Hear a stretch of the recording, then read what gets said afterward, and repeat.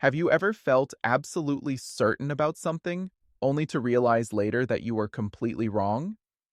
If so, you've fallen victim to one of the brain's many tricks. In fact, your brain is lying to you right now, not out of malice, but due to built-in cognitive biases, systematic errors in thinking that can warp your perception of reality.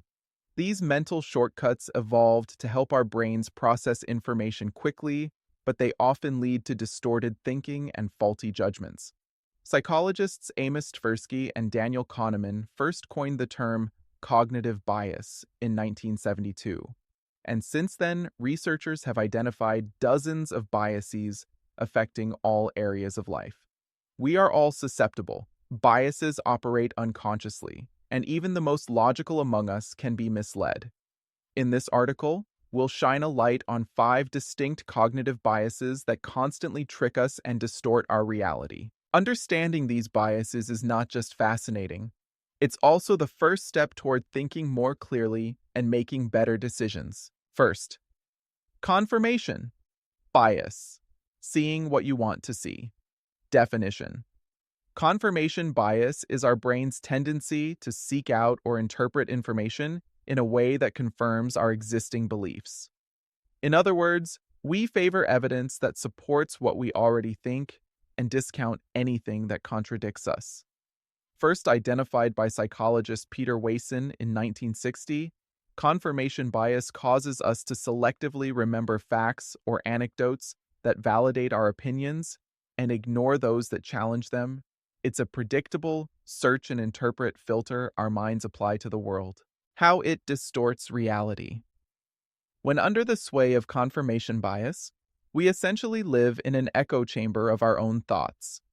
We become blind to information that might prove us wrong. For example, someone with a strong political opinion might only pay attention to news stories and social media posts that align with their side's viewpoint. By tuning out dissenting evidence, their existing beliefs grow stronger and more extreme, whether or not they're true. Similarly, a consumer loyal to a particular brand will focus on positive reviews of that brand and conveniently overlook negative reviews, reinforcing their belief that it's the best choice. In this way, confirmation bias filters reality, allowing in only the facts that fit our narrative. Scientific studies and history. Peter Wason's classic experiments demonstrated confirmation bias in action. In one study, he gave participants a sequence of numbers, 2-4-6, and asked them to guess the underlying rule, allowing them to test additional number sequences. Most participants immediately assumed a rule, for example, numbers increasing by 2, and then only tested examples that fit their hypothesis, like 4-6-8 or 10-12-14. They kept getting "yes fits the rule" feedback until finally it was revealed that the actual rule was simply any increasing numbers. By only seeking confirming evidence, they missed the real answer entirely. This experiment proved how people naturally try to confirm their hunches rather than challenge them, even to their own detriment. Subsequent research has called confirmation bias a ubiquitous phenomenon in many guises, highlighting that it appears in emotionally charged issues and deeply held beliefs most strongly. Even scientists aren't immune. If researchers aren't careful, they may design experiments or interpret data in ways that favor their pet theories. In extreme cases, confirmation bias can lead to dangerous overconfidence. History is full of examples. Intelligence analysts ignoring warning signs that don't fit their favored scenario, or business leaders sticking to a failing strategy because initial successes convinced them they were on the right track. In everyday life, it's why urban legends and conspiracy theories spread. People cherry-pick the evidence that seems to prove the legend and disregard the much larger body of evidence that debunks it. Real-life examples. Confirmation bias is easy to spot in others, but hard to recognize in ourselves. Consider a student who firmly believes they are bad at math. They will remember the one test they failed and forget about the quizzes they aced, thus reinforcing the belief that, see, I'm hopeless at math. Or think of times you formed a first impression of someone. If you decided a new coworker is unfriendly, you'll notice every slight or aloof gesture as proof you were right, while ignoring their friendly efforts. On social media, confirmation bias drives us into filter bubbles. We follow people and pages that echo our opinions, so everything we see already agrees with us.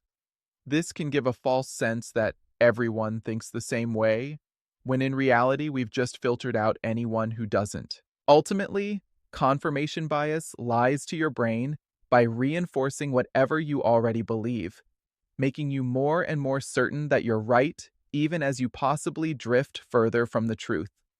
The antidote is to actively seek out opposing viewpoints and contradictory evidence. It can be uncomfortable to consider that we might be wrong, but doing so pops the bubble and lets real-world facts back in. Second, anchoring bias. Stuck on the first piece of information. Definition: the anchoring bias, or anchoring effect, is a cognitive bias where we rely too heavily on the first piece of information we encounter when making decisions. That initial reference point, the anchor, sets the tone for everything that follows, skewing our judgment. Even if the anchor is arbitrary or misleading, our subsequent estimates and decisions tend to stay close to that anchor instead of straying to an objective answer. In short, our brain grabs onto the first number or idea and has a hard time adjusting away from it. How it distorts reality. Anchoring bias effectively pulls our perceptions toward the anchor, distorting what we consider reasonable or normal. This is widely exploited in retail and negotiations. Imagine shopping for a watch, and the first one you see is priced at $1,000. That becomes your anchor for what a high-end watch costs. A second watch priced at $500 suddenly feels like a bargain in comparison, even if that $500 watch is objectively overpriced. Your brain compares it to the $1,000 anchor instead of evaluating its true value. The result? You're more likely to buy the $500 watch because relative to the anchor, it looks cheap, though in reality $500 is still a lot of money for a watch. The anchor warps your frame of reference. We see the same effect with salaries. The first offer sets expectations. Restaurant menu items, the priciest entree makes the others seem reasonable. And even legal judgments. Studies have shown that courtroom decisions can be swayed by anchors.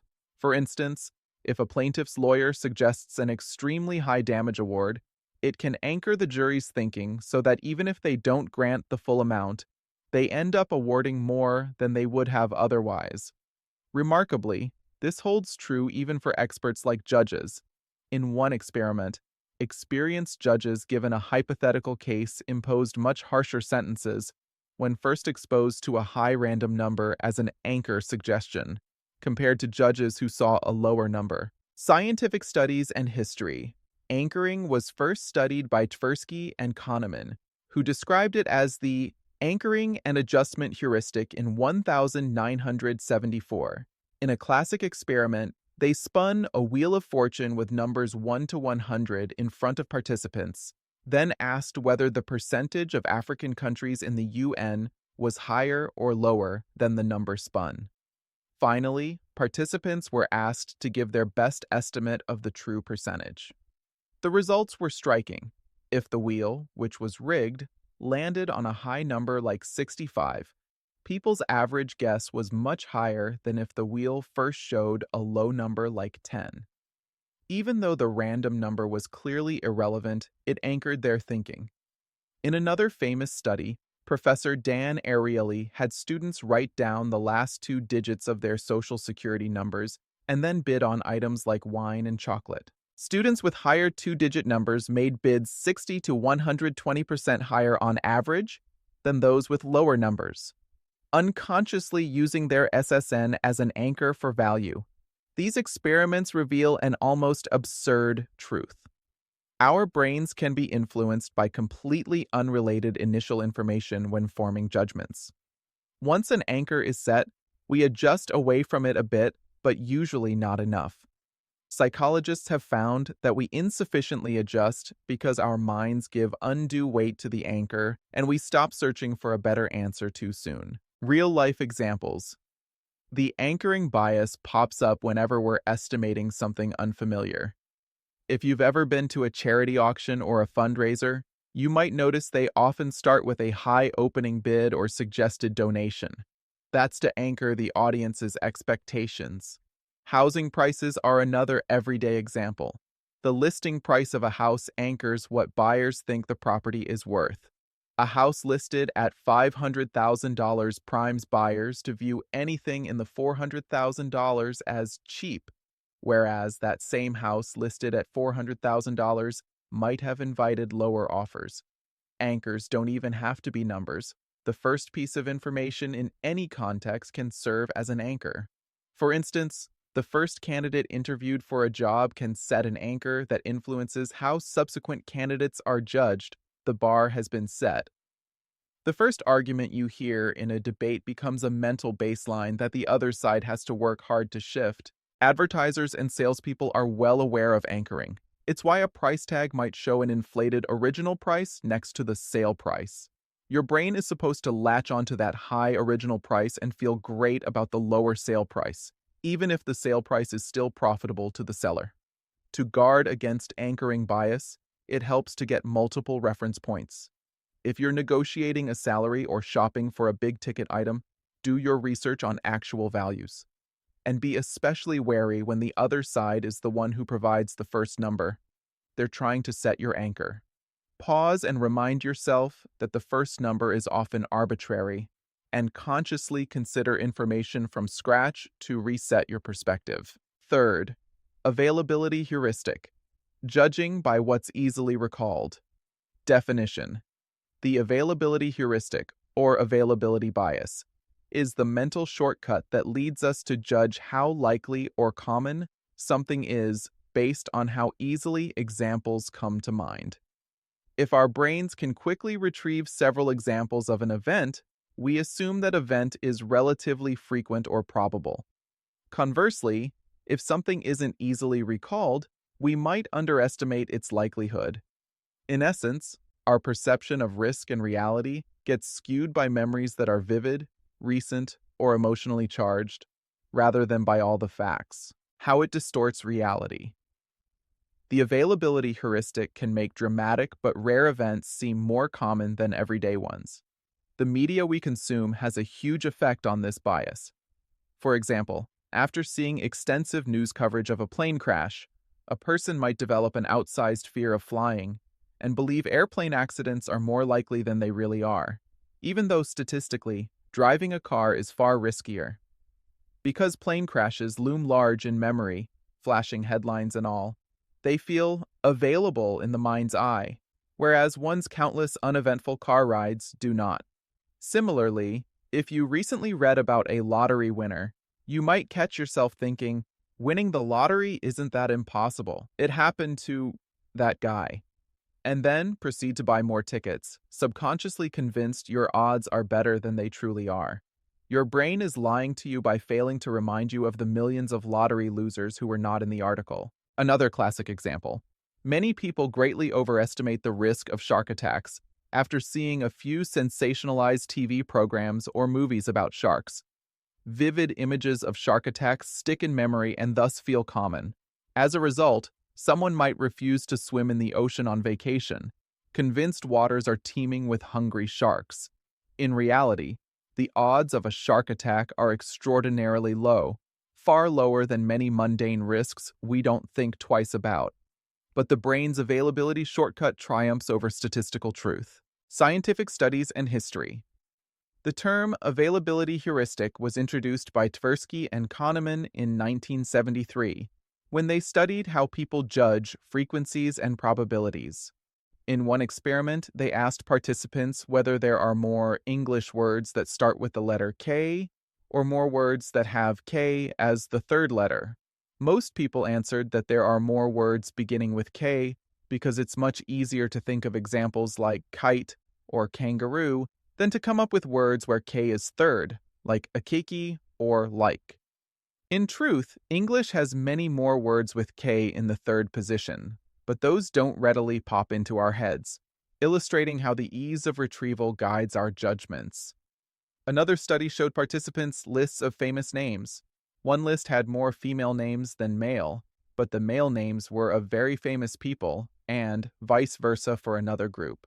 When asked later, people erroneously believed the gender, male or female, with more famous names appeared more frequently on the list than the other gender. The famous names were easier to recall, so subjects assumed they had seen more of them. On the grim side, psychologist Daniel Kahneman himself noted how after a high-profile mass shooting, people's perception of danger shifts. Events like school shootings or terrorist attacks occupy mental space out of proportion to their frequency. Researchers have also documented availability bias in the realm of health. For example, if someone close to you suffers a rare illness, that illness suddenly feels more common, and you may overestimate its prevalence or your own risk. The key insight from these studies is that memory can be a very misleading guide to frequency. Our brains evolved to take shortcuts. If something leaps to mind, that must mean it's important. A heuristic that probably made sense on the African savanna when noticing a snake in the grass. If you remember a similar snakebite story vividly, you'd take it as a sign snakes are a major threat right here and now. But in the modern world, this leads to all kinds of misfiring of risk perception. Real-life examples. The availability bias influences countless everyday judgments. Consider crime. If you watch a lot of true crime shows or nightly news reports about violent crimes, you might conclude that crime is rampant in your area, even if objective crime rates are low. Your decisions, like not walking outside after dark or feeling unsafe in your neighborhood, may be guided by those memorable news stories more than by actual statistics. In the workplace, a manager might overemphasize a single dramatic incident over a long track record. For instance, imagine an otherwise excellent employee who once made a high-profile mistake that cost the company money. When considering candidates for a promotion, the boss might automatically recall that one blunder and choose someone else, essentially letting one vivid memory outweigh years of solid performance. The availability heuristic also affects our self-assessment. We often judge our skills by the most memorable feedback we've received. A person who vividly remembers one harsh criticism of their public speaking might avoid giving presentations for years, convinced they're terrible at it, forgetting many instances of decent or good performances that didn't stick in memory as strongly. Advertising and media play on availability all the time. Stories of rare risks, like freak accidents or bizarre health scares, go viral precisely because they're unusual. Ironically, that very exposure makes us feel like they're commonplace. To counteract the availability bias, it helps to look at hard data whenever possible. If you're worried about something because it's been on the news a lot, ask yourself, is it truly common or just memorable? Often, it's the latter. Taking a step back to check actual probabilities, for example, the 1 in 3.7 million chance of a shark attack, or the 1 in 292 million odds of winning a lottery jackpot, can recalibrate your sense of reality. Also, be aware that negative or emotionally charged events stick in memory more, a phenomenon related to the negativity bias, where bad news leaves a stronger imprint than good news. In short, don't believe everything your most vivid memories are telling you. Sometimes the duller, less dramatic facts paint a truer picture of the world. Fourth, Dunning-Kruger effect. Unskilled and unaware. Definition.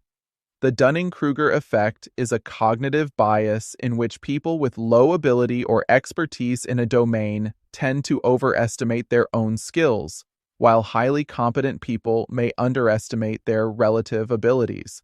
In other words, the least skilled individuals are often the most confident in their competence, whereas experts are more aware of what they don't know. This effect was first described in 1999 by psychologists David Dunning and Justin Kruger, who noticed a pattern. Those doing poorly often don't know what they don't know. Their ignorance leads to misplaced confidence. Conversely, top performers sometimes assume tasks that are easy for them are easy for everyone, causing them to undervalue their own talent. How it distorts reality. The Dunning-Kruger effect causes a double deception in our self-perception. If you're bad at something, you not only make mistakes, but you lack the insight to recognize those mistakes, so you mistakenly believe you're doing great. Your brain, in essence, lies to you about your own competence. This can lead to situations where someone is absolutely sure they are right or skilled, when evidence, obvious to others, says otherwise.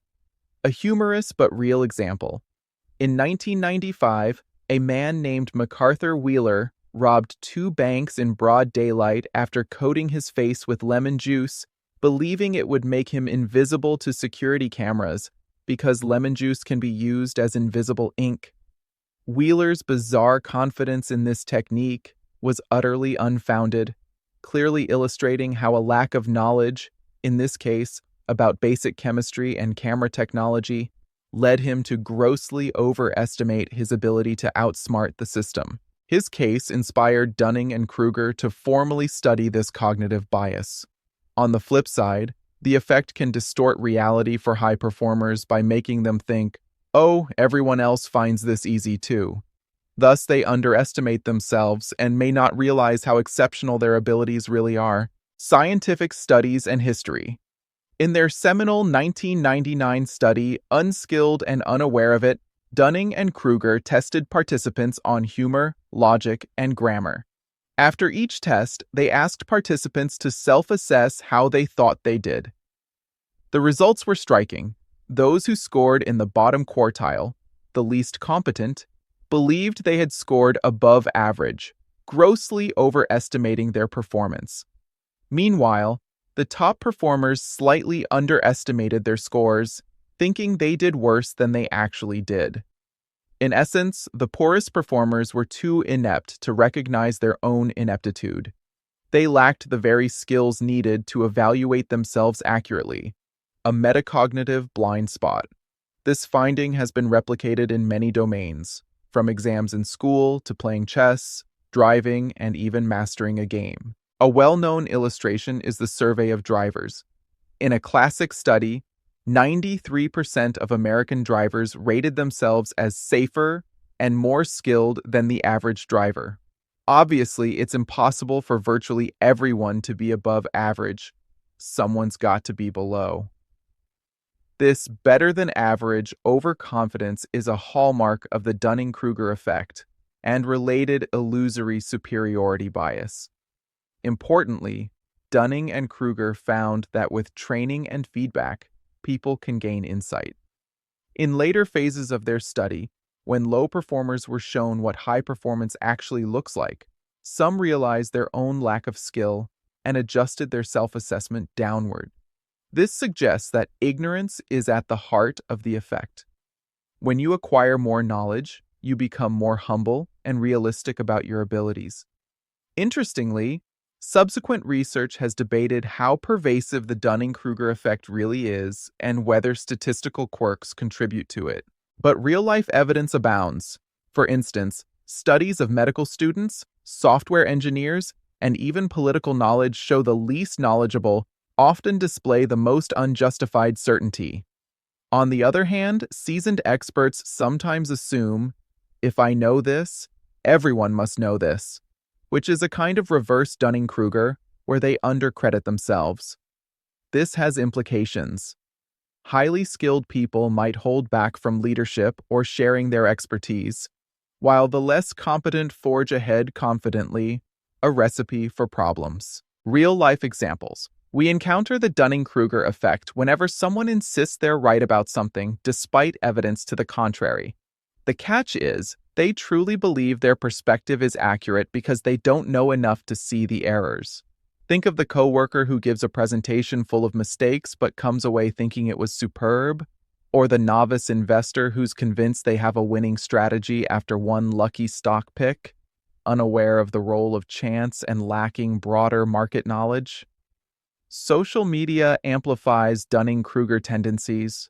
A person with scant expertise in, say, epidemiology might loudly proclaim how to handle a pandemic, underestimating the complexity, while actual epidemiologists who understand the complexities and uncertainties speak in cautious, measured terms that the uninformed might perceive as a lack of confidence. The result is that loud confidence often drowns out quiet competence. On a lighter note, we see this bias in talent competitions. Every season of shows like American Idol or Britain's Got Talent features some hopeful contestants who sing terribly out of tune, yet are shocked when judges critique them. They walked in utterly convinced they were star material. Meanwhile, some genuinely talented contestants doubt themselves constantly. The danger of the Dunning-Kruger effect is that people who know the least are often the most sure of themselves, which can lead to poor decisions. In business, an unskilled manager might be supremely confident in a flawed plan, ignoring colleagues' warnings. In personal life, one might overestimate their financial savvy and make reckless investments, or underestimate the skill needed for a DIY project and create a mess. The key lesson is humility. Whenever you catch yourself feeling 100% certain about something complex, it's worth double-checking whether you actually have enough information to justify that certainty. As Dunning himself quipped, the first rule of the Dunning-Kruger Club is you don't know you're a member. The cure is to always keep learning and welcome feedback. As you grow in knowledge, your self-assessments become more accurate. Don't let pride or ignorance lie to you about your own abilities. True wisdom often begins with the words, "I might be wrong." Fifth, hindsight bias, the "I knew it all along" illusion. Definition: hindsight bias is the tendency, after an event has occurred, to see the outcome as having been predictable all along, even when it wasn't. It's often nicknamed the "knew it all along" effect. This bias kicks in once we have knowledge of the result. Our brains subtly rewrite the narrative of what we thought beforehand. We overestimate our ability to have predicted the outcome, believing it was obvious, inevitable, or easily foreseeable in retrospect. In short, hindsight is 20/20. But the clarity we feel after the fact is an illusion. How it distorts reality. Hindsight bias warps our memory of our past judgments. It makes us think we always knew how things would turn out, when in truth, we were probably uncertain or even wrong before. This can manifest in everyday life. After a sports game, a fan might boast, "I knew our team would win," conveniently forgetting that before the game, they were just hoping and had no sure knowledge. Once the outcome is known, it feels obvious in retrospect. All the signs seem to have pointed to it. The brain reconstructs the story with the ending in mind, creating a false sense of inevitability.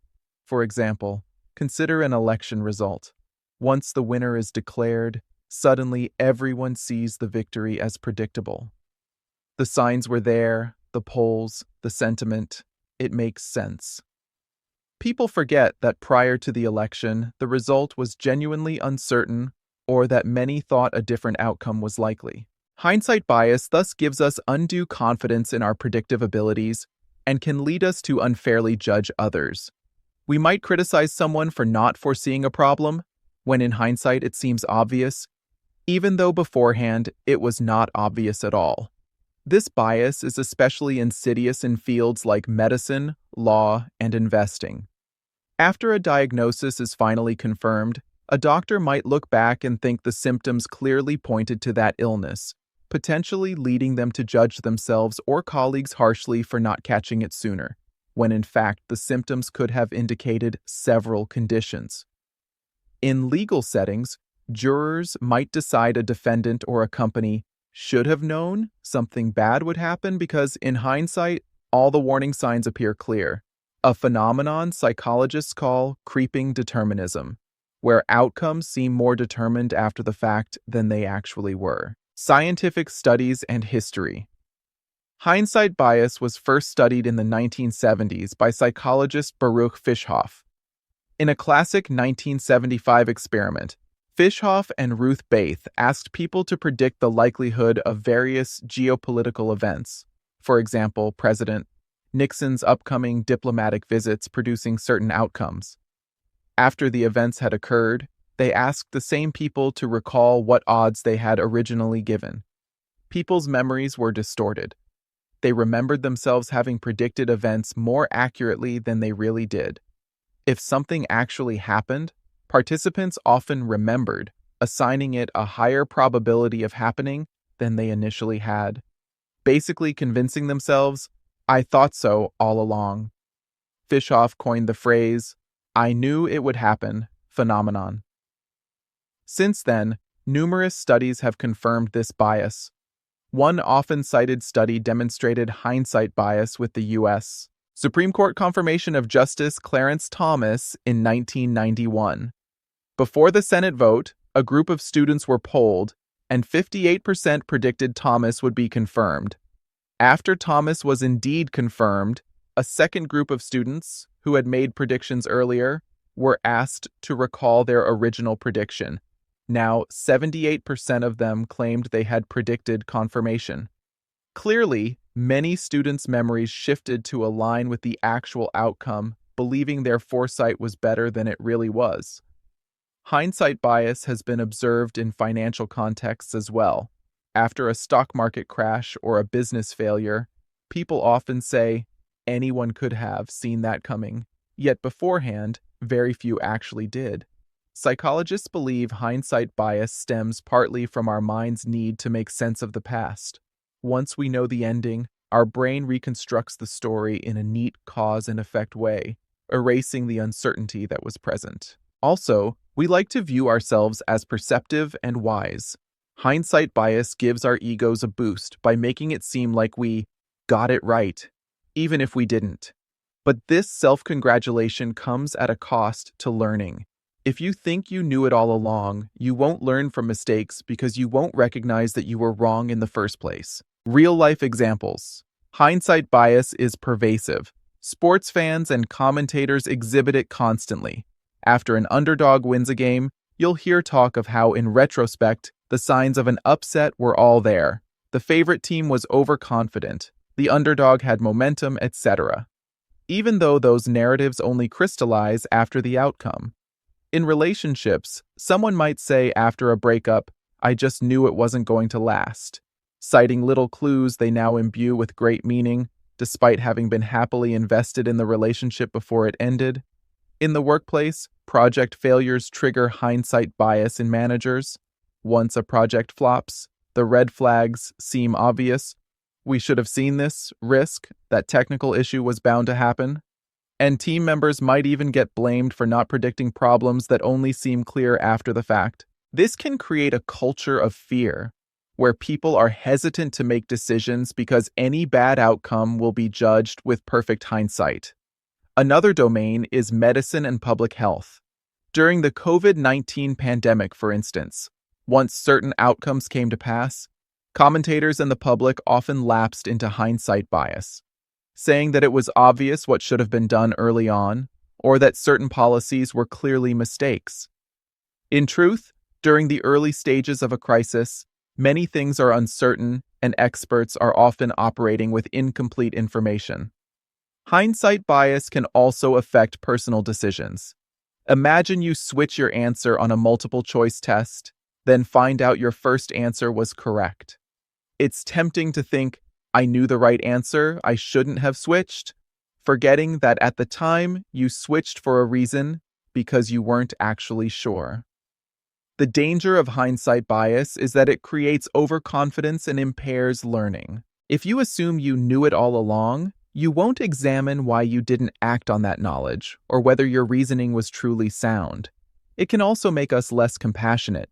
We might unfairly criticize others for not foreseeing outcomes that were genuinely unpredictable. To combat hindsight bias, it helps to keep records of your predictions and thoughts before outcomes are known. Then compare them to reality. This forces an honest reckoning with what you actually knew or didn't know. Another strategy is to deliberately consider and write down why other outcomes could have happened, a technique known as considering the opposite. By reminding ourselves how uncertain events really are, we stay humble about our predictive powers. Remember, your brain loves the story where you're the genius who saw it coming. But that's a flattering lie we tell ourselves. In truth, life is full of surprises, and that's okay. Embracing uncertainty before outcomes and accepting that things only seem obvious after they occur can help us make better, more cautious decisions in the future. Your brain is a remarkable machine, but it has some serious blind spots. The 5 cognitive biases we've explored, confirmation bias, anchoring, the availability heuristic, the Dunning-Kruger effect, and hindsight bias, are like funhouse mirrors in our mind, each warping reality in a different way. They operate subtly and automatically, so we often don't realize when our perception is skewed. We all walk around with these mental distortions, selectively noticing information that confirms our beliefs, being unduly influenced by first impressions, overrating the significance of vivid events, misjudging our own expertise, and feeling hindsight certainty about unpredictable outcomes. And these are just a few of the many biases psychologists have identified. Others include the negativity bias, our tendency to dwell on negative information more than positive, or the fundamental attribution error, where we blame individuals' character for mistakes rather than situational factors. The list goes on. The important thing is not that we can eliminate these biases, they're part of the human condition, but that we become aware of them in our thinking. As one psychologist put it, one of the biggest challenges is that it's often hard to recognize our own biases. We're quick to spot others' thinking errors, yet blind to our own.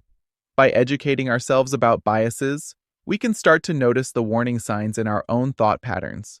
Perhaps you catch yourself dismissing inconvenient information too quickly, a hint of confirmation bias, and then make an effort to examine it more objectively. Or you recognize that your confidence on a subject might be outsized compared to your actual knowledge, a clue that Dunning-Kruger may be at play, prompting you to seek more information or a second opinion.